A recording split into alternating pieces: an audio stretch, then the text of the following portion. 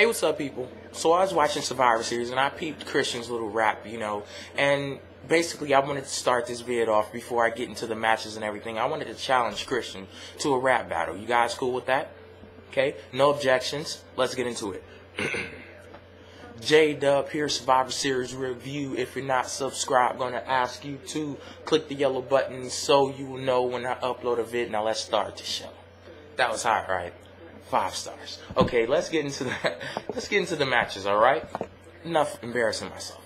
First match of the night was Team Morrison versus Team Miz. This match, if I must say so myself, it was the best traditional Survivor Series match, even including the Team Kofi versus Team Orton, but I'll talk about that also. That wasn't a bad match. But on Team Morrison versus The Miz, I was surprised to see that Dolph Ziggler was the first person eliminated out of the match. I'm thinking, what the hell are you doing with Dolph Ziggler? I said that his team was going to win, but it didn't even cross my mind that Dolph Ziggler would even be eliminated from the match, let alone the first person eliminated. And he wasn't even eliminated by John Morrison. He was eliminated by Evan Bourne, with the shooting star press.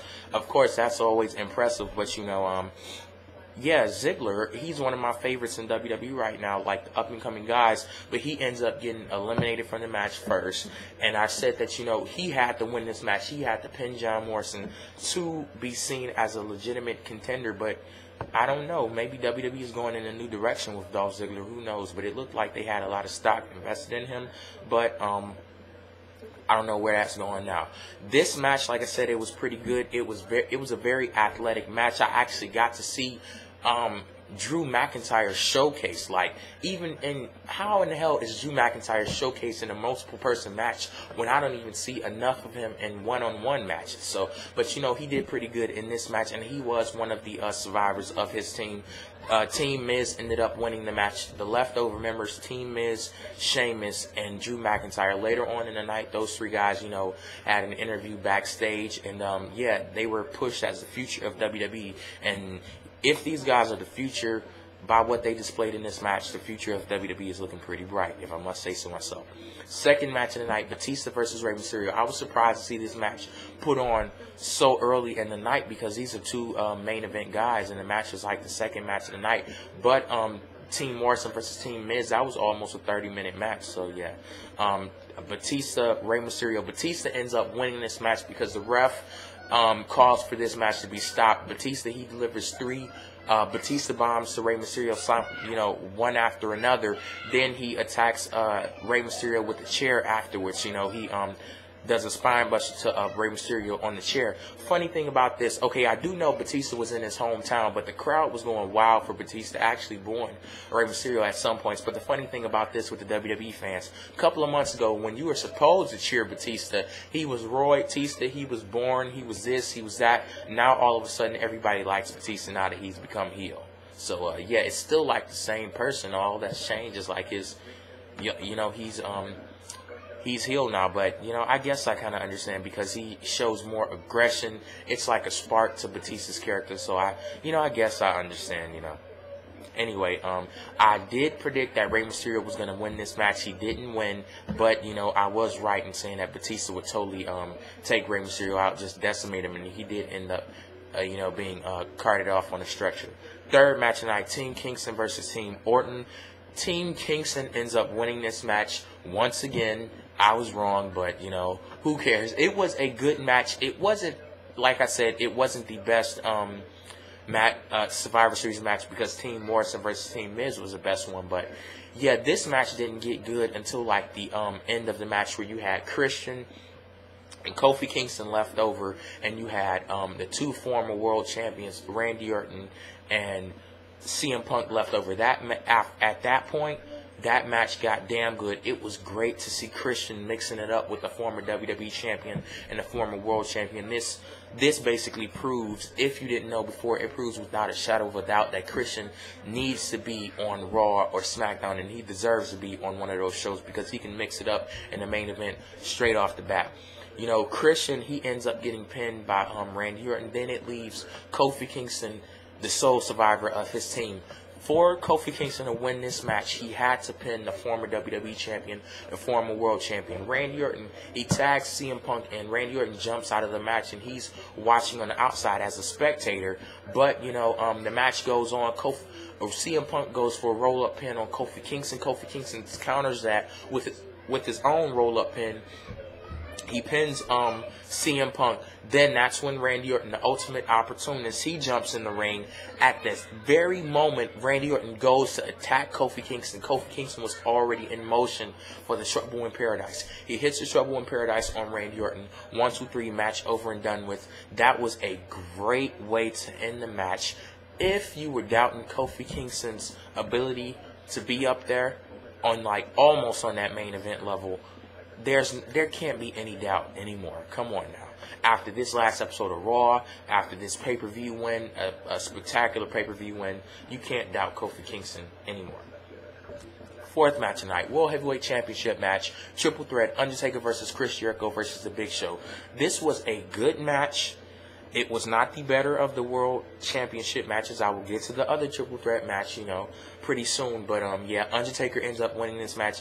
He ends up having Big Show tap out to the Devil's Gate, Hell's Gate, whatever they're calling it. I heard him refer to it as both, but whatever they're calling it. But Big Show and Chris Jericho, they did have that double team, factor at the beginning of the match.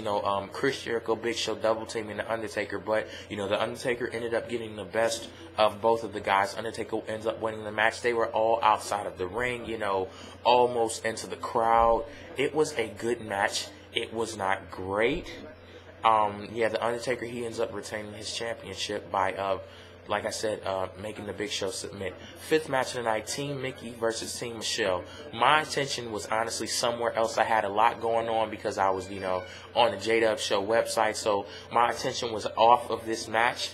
But, I wasn't going to say it was a Divas match, so I didn't miss anything, but I don't want to trash Divas like that. But end up, Team Mickey wins the match. The sole survivors, Mickie James and Melina. Melina ends up getting a win for her team. She pins the women's champion, Michelle McCool. So, that match was over with. I can't tell you the exact order. And also, if you want to see the exact order for the first two matches of who was eliminated by who, just check in the description box.